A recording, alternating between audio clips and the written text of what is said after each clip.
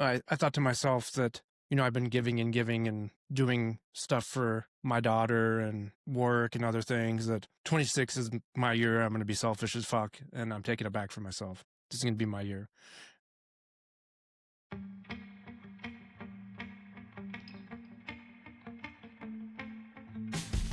It's Golden Hour Adventure Time, featuring everyday people doing extraordinary things. From the peaks of victory to the valleys of defeat, these are their stories. Now, from the back of the pack, your hosts, Justin and Robbie. Welcome to Golden Hour Adventures. Robbie and I just went down a rabbit hole. It was actually pretty fun. It was fun. I have no idea what I was searching for, but I ran across the top 80 influencers, ultra running influencers in the US. And of course, your boy had to look, and I wasn't on there. I was like, what the heck? How was I not on there? I should have been on there. I don't remember what I told you to search. I have no idea. I don't know why it led us to that. But then we went through each individual person and we're like, oh, I know them. Oh, I don't know them. I would say the percentage of we didn't know was very high. Yes. Yeah. And I'm still upset. I'm going to be emailing that company and be like, hey, bro, I didn't see this guy on there and I feel like he needs to be on there. So this is all about goals for 26. I think we got a new goal for Justin. This is 2026 goals. And it's going to drop 1 Jan. It's 1 Jan right now. We're living in the future. We're recording in the past, but we're living in the future. Yes. Explain that. I'm running on a trail right now. You're running on a trail. I am taking a rest day because I hit my 2025 goal. Yeah, you had to give a little push today, huh? I had to run 11 today, so a slight push, but nothing too bad, to be honest. I guess you had to run two different runs, 2 different workouts. I did. I broke it up just because I don't have time to run 11 in the morning. I'd have to wake up at like 3 a.m. to get to work on time. So I ran 7 this morning and then had to do like 4.4 or something this afternoon. So yeah, I hit it 25. Don't know if I'm ever going to do that again, but I like having a goal. I think it's good to have a goal, but at the same time, when it comes to like a running goal like that, I think that I was really close to it. So that's why I actually went for it. Cause I was only 150 miles away at the beginning of December. So I was like, it's very doable. Let's do it. But I think when you have that type of running goal, people will push themselves further than what they need to be pushed to achieve that goal. And so, I'm a conditioned runner. I'm a coach. I listen to my body. I actually take rest days. I'm not a streaker. And so I understand that I could reach that goal. Yeah, I pushed a little bit this week, but guess what? I'm taking 2 rest days the rest of this week. So I understand your body needs rest and I'll rest it. So, well, that just reminded me of why I told you to look up. Then I looked it up too. We were talking about Andreas running across the years. Yes. And we wanted to know what her age was. Yes. So then we went on the rabbit hole after finding your age, but that led to the discussion of, I'm glad you brought that up though. Cause we did that streak for a little bit and I think we both like failed miserably in the first month of January. I actually think I made it like 2 or 3 months. Did you? I don't remember what I made it. But our streak wasn't that bad. Like we could run or walk. Yeah, treadmill run or walk. Yeah, it didn't matter. But I think this is a good thing to bring up because hanging that out there, as you were saying, is just not always good for us. Maybe mentally it may be good for you or proving something, but physically, with me just being an addict, that can go the wrong way. And chasing these numbers to make myself feel good about myself or whatever it is, right? The dopamine hit I get, I've learned now for me that that's not healthy. And I don't know how many other people are out there that use these big goals and numbers that we think are healthy and may lead to health, but you and I both know how much pressure it puts on oneself when you do that. And I know for me, it just breaks down. Like you were saying, like you knew December you had 150 miles, you were good to go. Maybe if that was 300 in December, you probably would have looked at it a little different. Yeah, I wouldn't have gone for it. I wouldn't have gone for it.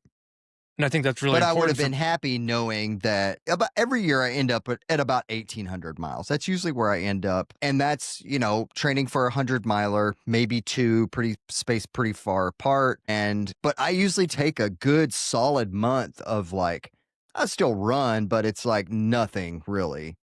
I mean, I'll go from like 200 plus mile months to like 30 or 40 mile month. I take a pretty significant month down. I won't say off, but I down, where that might be right after a 100 miler where I have nothing scheduled for, quite a few months away. I'll take 2 weeks off and then I kind of just will, really low scheduled runs for the next 2 to 3 weeks. And then, so I'll have a month or two in there it's really low. And so I think that's really healthy of you is to, take 2 weeks off and then, slowly bring yourself, de-taper yourself back up. But, if you have nothing on the schedule, then like, go run for fun type thing. So I don't know. I think we're getting down a rabbit hole that we can discuss on a later time, but I think yeah, no, it's a good like 2026 goal, like topic of, set goals, but set realistic goals. yeah, They always say attainable like set goals. smart goals, but Yeah, attainable goals, tangible goals. and for a lot of people, running the year in miles is easily attainable. They have the time, but Hmm. look at your life situation, look at everything. Like, man, I raised a daughter to 1 years old this year and still ran 2026, and so it's like, how much time did I give up, with family to get miles in? So And you'll never get that back.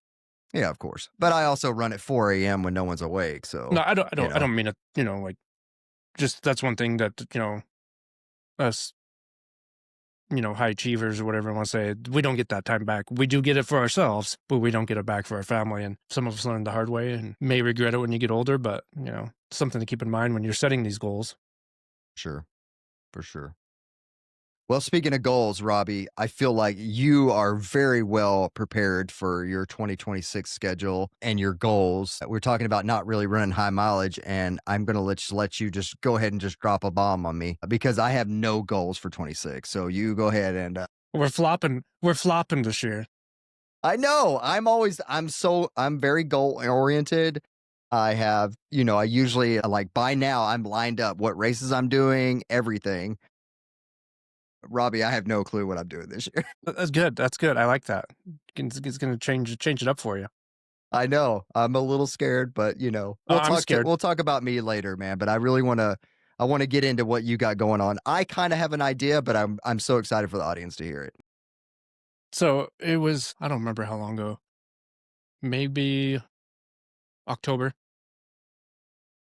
Maybe after Cowboy, It was after Cowboy. Yeah, it was after Cowboy. after some reflection. Yeah, after some reflection, I thought to myself that, I've been giving and giving and doing stuff for my daughter and work and other things that 26 is my year. I'm going to be selfish as fuck and I'm taking it back for myself. This is going to be my year.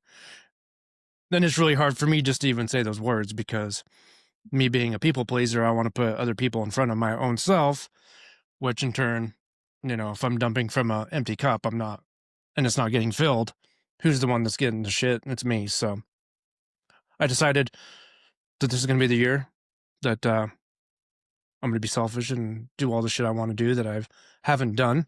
Not everything. Let me rephrase that, but a lot of stuff that I haven't been able to do because of myself. So as we're talking in the future, in the past, I will be running my first ultra of the year. So I'm going to be running. A goal is 31 miles, 32 miles. Then B goal is 12 hours. So I'll be on the trail 6 in the morning. And whenever 31 miles hits, if I still feel like going, I'm going to go till 6 p.m. For training for Ultra Stories. Stories Ultra, excuse me. Which also, my goal is to run an ultra distance every month, once a month.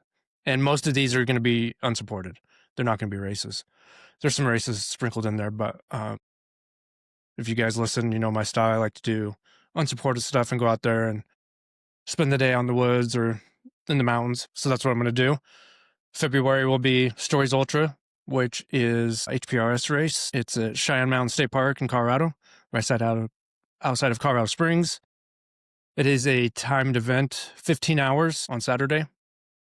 Then on Sunday, I'll be running 20 miles. It's a looped course. It's got some small. I should have looked up the mileages of each one. I shouldn't need to know that for the morning. But anyways, it's like 2.8, 3.8 or something like that. And the longest being 7 something, and you have to run them in order for 15 hours. Then on Sunday, you wake up and you run all those loops, get to 20 miles. So that's February. March, I have no clue. I will figure it out as we go. Same with April. Same thing, just got to figure it out as we go. I'm imagining most of these early ones are going to be 50Ks just to get that, 31, 33 miles an hour. Geez, that'd be quick. I'd be done in an hour. Yeah, that'd be fast. Then May, I got the pilgrimage. Goal with the pilgrimage is 220 miles. So just get that 220 miles out. Then, which is the finish, right? 220 that's the finish. You're a legit finisher. My kind of loosely goal for that is to do 50 to 60 miles a day until I hit that 220. And after that, just keep going for whatever I got till the 6th day, which would be Saturday. I wouldn't be lying if 300 looked really good and sound really good, but I don't know. So I feel like you need to get such a weird number because they put the number on the buckle. You're right. So if you had dude, I know 300 sounds good, but how sick would it be if you got 299? I'll go for it. I like 299. I know, but how funny would that be if you read 299? Just what a story. Did I go walk the last mile? I did 300, but I just finished it. Okay, we'll go for that. That'd be awesome. What's another mile at 299, right? What's 300? I mean, yeah, you could just say, okay, I'm done, 299, and then go walk another mile, get your 300. But that would be so funny. Yeah, okay, that's a great. I like that. So is the pilgrimage kind of your A goal for the year? Yeah, okay. Definitely. Okay. Definitely my the big one for the year. I'll have 4 months of training. I've already started training, but really, the way I'm looking at the training is really slow, right? I mean, technically, I just need to go out there and get the miles in. If I want to do 50 to 60 miles a day, with some sleep in there, 12, 14, 16 hours every day, being kind of flat, it should be better, but a lot of easy running and walking. It's the plan. Then we'll see what happens after the 220. No. June. I don't have anything. I would really like to jump in and try to pay someone at, Bighorn or another race, just to get some miles in, get that ultra in. That's how I kind of am looking at June, July, and August, is trying to find somewhere to jump into a race. My previous running life in Colorado, all summer, that's all I would do every weekend, just go, hang out at a big race and do what I could to do, give back and just hang out and jump in and run or course cleanup, course mark, whatever. And I want to get back to that. So I think that's a good way to get those miles in and give back to the community through those. In August, though, I'm going to do Nightcrawler. So there could be maybe 2 ultras in August. And Nightcrawler is a 12-hour race in Wyoming. That's going to be B race. I would love to go out there and just knock 50 miles out. 55 miles, people listening think 50 miles in 12 hours, that's very, very doable. That is a tough course. It is. To get 50 miles, I mean, you're winning the race with 50 to 55 miles, you're winning the race. And that is and there's some legit runners that are there throwing down. I mean, Robbie was in a battle. I don't know what year, was it 22 we went out there? Yeah, 22. 22 went out there. Yeah, the year we started the podcast. Robbie went out and threw down and ended up getting second place. But man, for the amount of miles that you threw, you went over 50. I know for sure, right? Do 1.5. And 55 won it or something like that. No, he was at 52, I think. or 53. He barely was ahead of me because he was because he he was saw doing the me. little loops. Yeah. Yeah, we were doing the mile loops, and he saw me, and he knew where he was at. But I mean, like, as strong of a runner as you are, like, for you just to get, I'm not saying just 50 miles, but like, that's a tough course. It is. And so that would be 50 miles on that is a very respectable.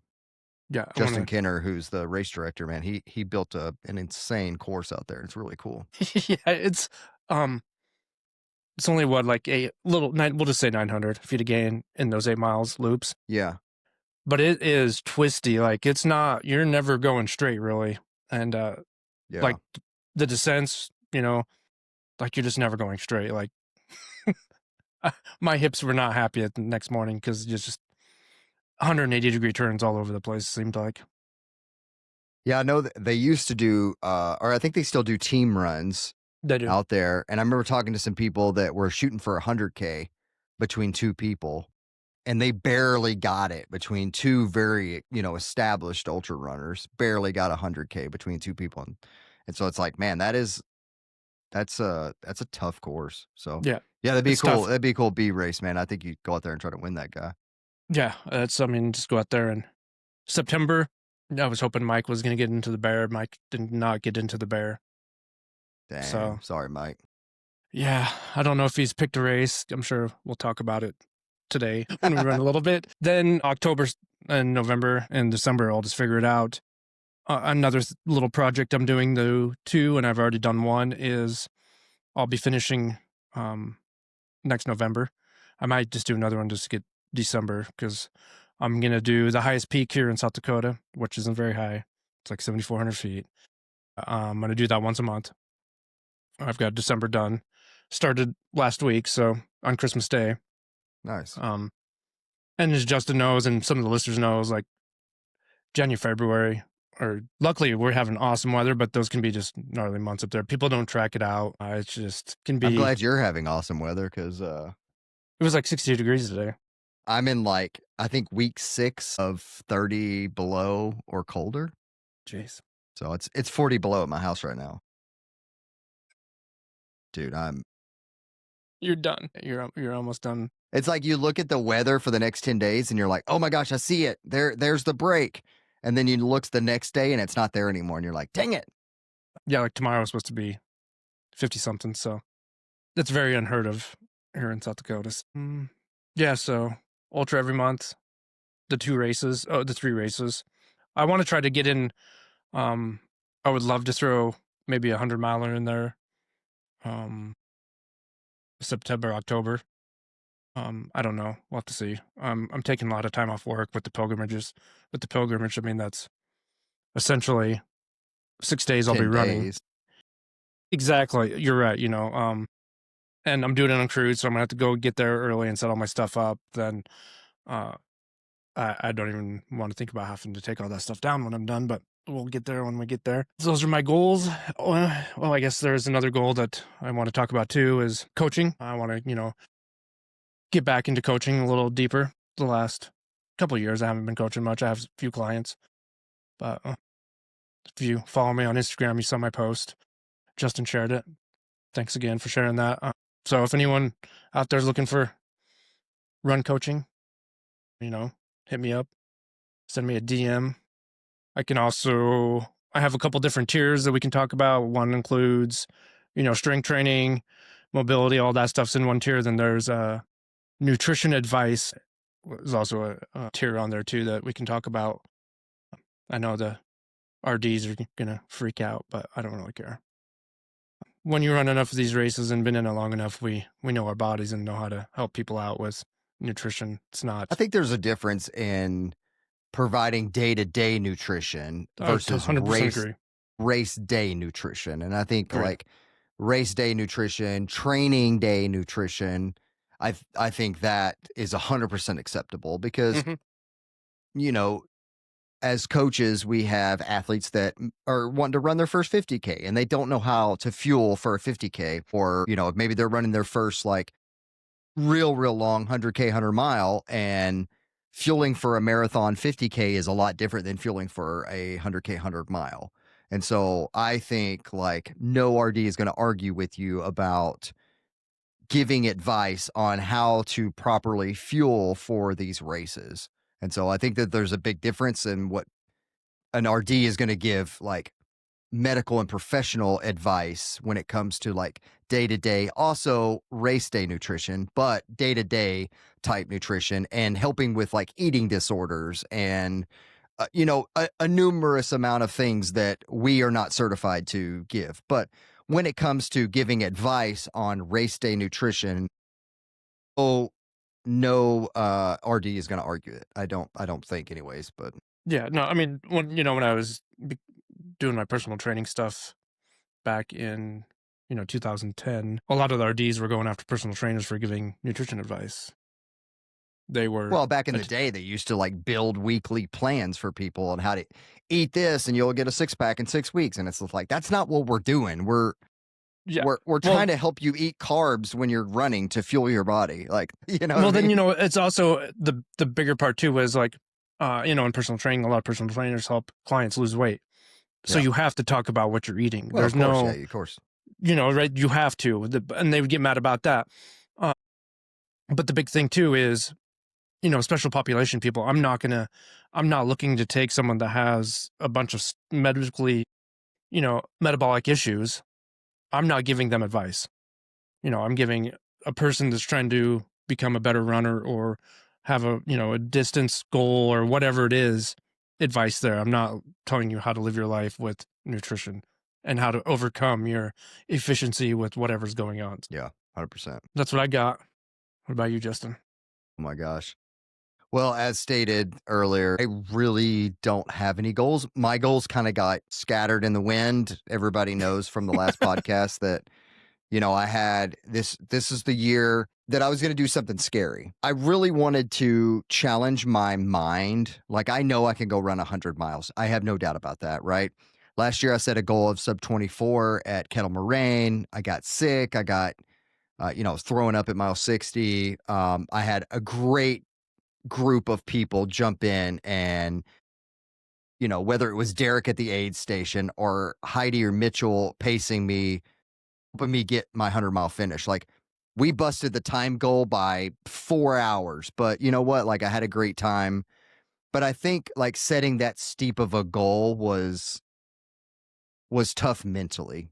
Mm-hmm. And I don't think I handled it well. And I think I carried that kind of mental fatigue into Cowboy.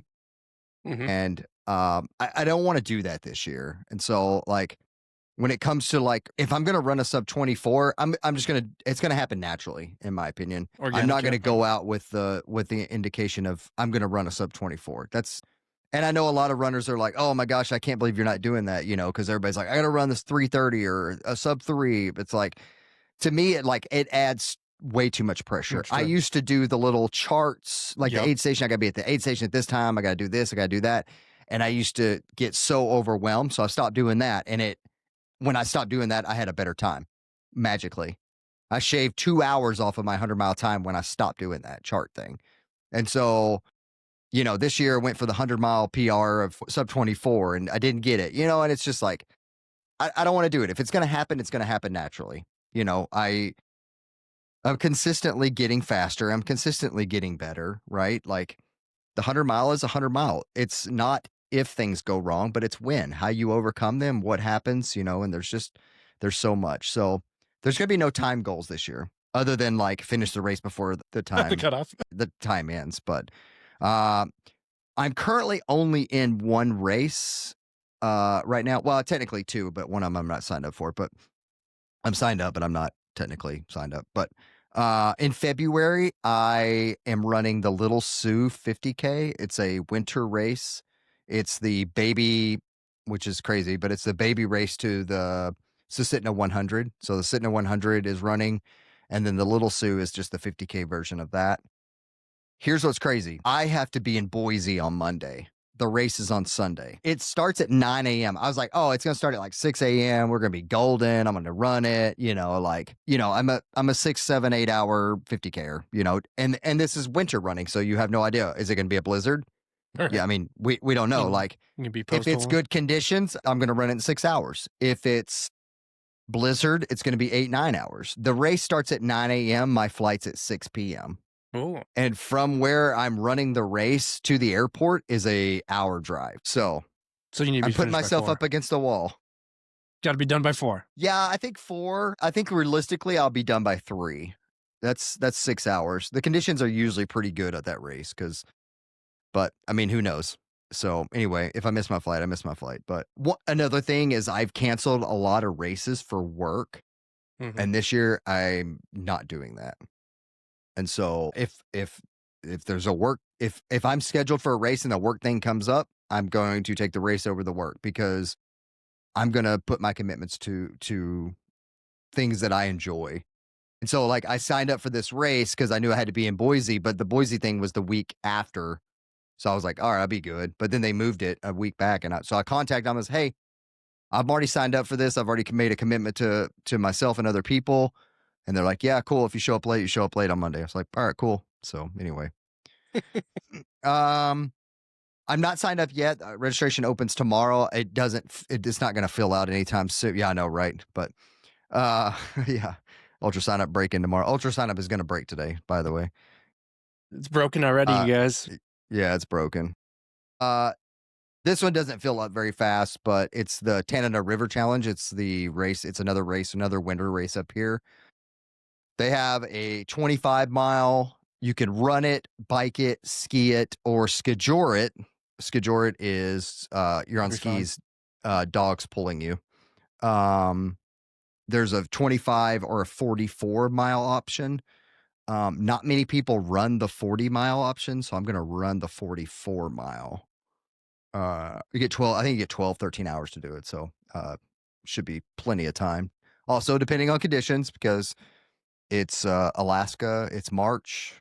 Who the freaking heck knows?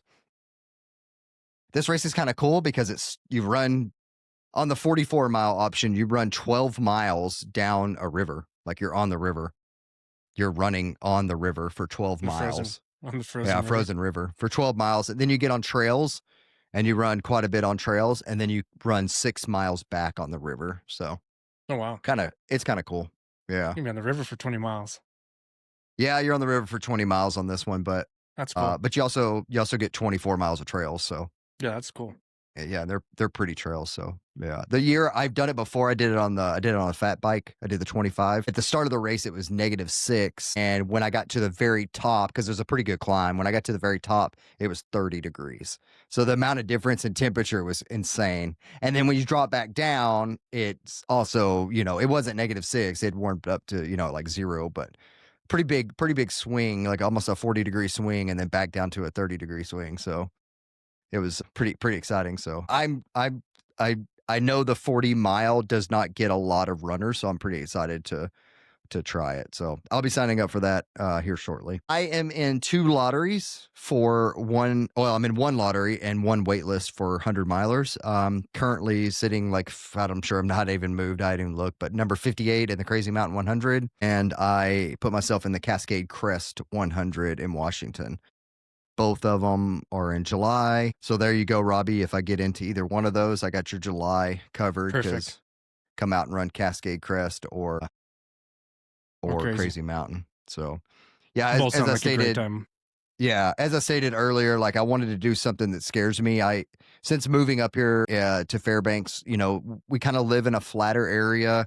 I live at 400 feet of elevation. We have hills. We don't really have mountains. You can be in the mountains in about 2 hours, but locally we have hills. And so it's scary to me to try to train for a big mountain race, which Crazy and Cascade both have, I think, 23,000 feet of climb. So, trying to train for one of those is kind of scary, but I feel like that I've put myself in a comfort zone of running quote unquote easier 100. And so I really just want to challenge myself. Like I said earlier, I know I can run 100 miles. I've done it a couple times. And so let's challenge yourself with a bigger race. Still to this day, Bighorn is my favorite race, and I think it's because I had such a challenge of overcoming, and it's not even a 20,000, it's like 17, 18,000, so I'm ready to challenge myself a little bit this year. Cascade Crest, I don't know when that lottery is. Who knows? I probably won't find out about crazy until freaking the week before or something like that. But Yeah, that's so hard for you though it to it it, it is like if it's coming down and I'm not even close, I'm not even gonna. I won't yeah. accept it. Tickets are way too expensive, Mhm. and like I don't know. I Logistics and all think that. my Yeah, I think what I'm gonna do is if I don't get into either one of those are both Hard Rock and Western qualifiers. Like I'm kind of done with the Western States thing. Like, I mean, I get it. Like, if I run a Western States qualifier, I'll throw my name in, but like my odds are gonna continue to go down, even though my ticket number goes up. So Yep, it's just yep. like there was what 11,000 people fighting for 270 slots this year. So it's like, at the end of the day, like you're not getting in for another 10, 15 years. And it's like, why am I putting my name in a narrow list of races that are qualifiers for this race when there are so many cool races out there that I could go run that aren't qualifiers, but you're going to have a really good time running in them. And it's just like, so, if I happen to sign up for a race that's gonna be a qualifier, cool. But I'm not looking on the ultra sign up list anymore. Of which ones,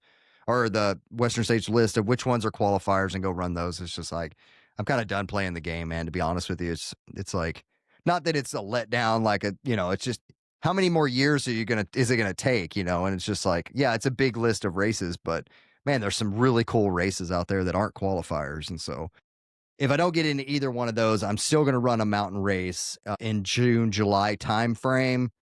But I'm going to find one that's maybe lesser known. I think there's a cool one out in Washington called Devil's Gulch. Our friend Heidi ran it last year. I've kind of been eyeing that one. That one's in July, and I heard nothing but great things about it. So, I may, if Cascade or Crazy don't work out, maybe I'll go run Devil's Gulch. So it's There's it's so a many. it's a mountain race. It's a 20K, It's like just seems like a cool thing. But past June, July, I am not scheduling myself for anything. I have a very important thing going on in September and I can't miss it. I will be moving from Alaska. We don't know How do you where miss yet. that? Yeah, well, that's what I'm saying. Like, uh, yeah, knowing my life, I'll probably miss it, but I Yeah. have no idea where I'm going. I won't find out probably until like March, April timeframe. And so kind of a scary thing to not know, but I don't know. That's how this life is. So I'm hoping more Midwest West, but if I end up in Florida, I end up in Florida. I'm not going to Florida.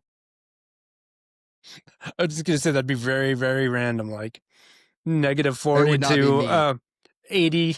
80 in December. I just sell all of my stuff. It's crazy. But yeah, I don't it's crazy, cuz normally you're kind of the guy that's not necessarily not that you're not oriented, but you kind of like go with the flow type and you have some pretty insane goals this year and I'm excited to see you knock them out and here I am. I have two races and I'm running I gosh, I completely forgot. West Virginia Trail Fest. So that's why I That's said I'm right. not signed up for it. I'm an ambassador for West Virginia Trail Fest. And so if you're in the area, come run. If you type in Justin 15, mustache 15. If you type in mustache 15, you get you 15% off the race. So if you want to come run, I'm running the 50K. So if you want to come run a 50K with me, let's do it. It's got like 7,000 foot of climb. So it should be a lot of fun. But That's a Memorial Day weekend. that's Memorial Day weekend. Yeah. So should be a lot of fun. But yeah, I think this year is just going to be a chill. I'll run 800, but I don't foresee myself running two unless I'd move to an area that has 100 that's kind of late season, November, December time frame. Yeah, maybe I'd run another one, but I don't really see myself doing it. I really do have the itch to run a 200. I just don't think this is the year to do a 200. I think I really would like to have done Mike McKnight's 200, but the timing of it really would kind of mess with my move. Is it in It's September? at the no, it's the last week of August, and so Man, I'm he trying picked to a rough I'm trying week. to pull out. I know, right? In Utah, the last week of August. That's gross. So I think 27 is going to be the year that I do a 200 or, do another attempt at a 200. But I have no idea which one I want to do. I think that's going to be, I'd really like to do a point to point. I think those are pretty cool. A point to point or, so I don't know. We'll see. But 200 is likely going to happen in 27. So, but yeah, no crazy goals for me this year. I took them for you. I know. I'm sure I'll sign up for a million little races here and there. There's the Midnight Sun 10K that I've ran every year. I think that's a fun one. I think I might try to take Elowin in the stroller and see if we can't throw down like they have the elites, right? Because it's a track and field, it's a qualifier. So they have the elite field and then they have the sub 1 hour field. I think it'd be cool to push a stroller for the sub 1 hour. So maybe I'll sign up for the sub 1 hour stroller pusher. Boy, that'd be hauling butt with a stroller. You have to hook sub up like 1 two hour? cameras. Yeah, one on her face What's and that one pace? towards. How many miles is it? It's a 10K. 10K? Oh, it's not that bad. I can't remember what that is. Yeah, so it'd be like, well, I guess if you 6 run a miles an 10-minute hour? mile, that's close. Yeah, 6 miles an hour is close. That's 6.2, but Yeah.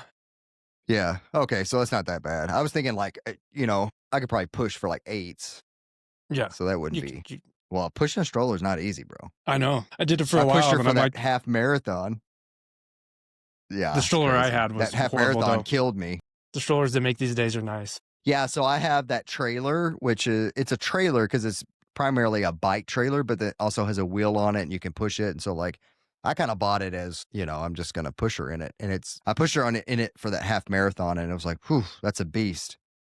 But it's more comfortable for her, I think. And so I don't know. But we have another stroller that's kind of like the running stroller.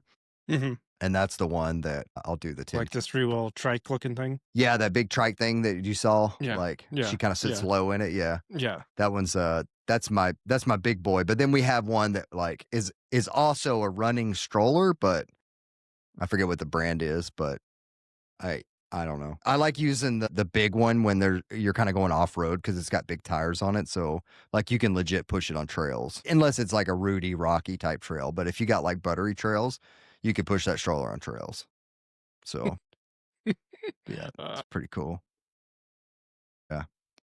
Well, cool, man. I'm looking forward to seeing all of your ultras for the year. You're going to run a crap ton of miles and it's going to be great. I'm excited to watch you run 299 miles at the pilgrimage. If I could get 299.9.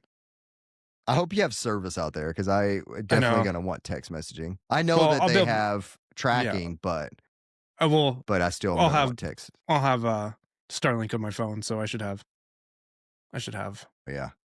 So I should have That'll it. be perfect. Yeah. Well, hey, thanks for another year. 2025 was a great year. We had a lot of cool guests. We had a lot of one-on-one conversations. 2026 is going to be no stoppage. We got great guests lined up already. We are writing topics down that we think are really cool. We got some really controversial stuff coming up that Robbie and I think is going to be fun. Some of it we agree on and some of it we don't. And some of it Robbie agrees on and I don't. So I think it's just going to makes for some interesting conversations. Hey, if you want to come on this podcast, just reach out to us. Like, we're always looking for guests. We think having guests on that want to be on the podcast is actually a lot of fun. And so if you want to be on this podcast, hit me up on socials, hit Robbie up on socials, hit Golden Hour Ventures up on socials. We'll get you scheduled. It'll be fun. Like, subscribe, leave us a comment, do the things. A 5 out of 5. Even if you don't like this podcast, leave us a 5-star. It helps us get our podcast out to more people. Thank you for being a part of Golden Hour Ventures for 2025. Let's kick some ass in 2026. And as always, we'll see you on the trails.